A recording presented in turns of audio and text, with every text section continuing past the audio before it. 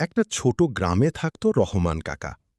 তার ছিল একটাই সম্পদ, একটা সাদা গাই, নাম ধলু। ধলু শুধু গরু ছিল না, ও ছিল রহমান কাকার পরিবারের মতো।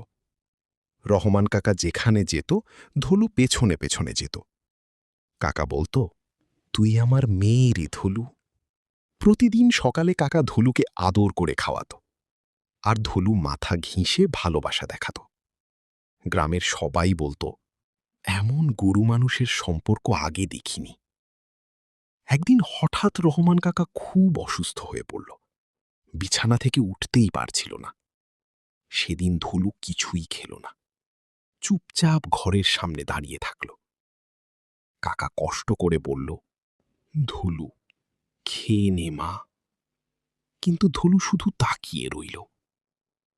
পরদিন ভোরে রহমান কাকা চলে গেল। গ্রাম জুড়ে শোক নেমে এলো।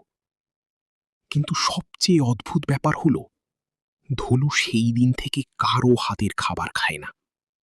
প্রতিদিন কাকার কবরের পাশে গিয়ে দাঁড়িয়ে থাকে।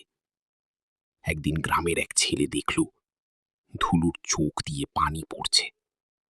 হয়তো কেউ বিশ্বাস করবে না, কিন্তু সেদিন সবাই বুঝল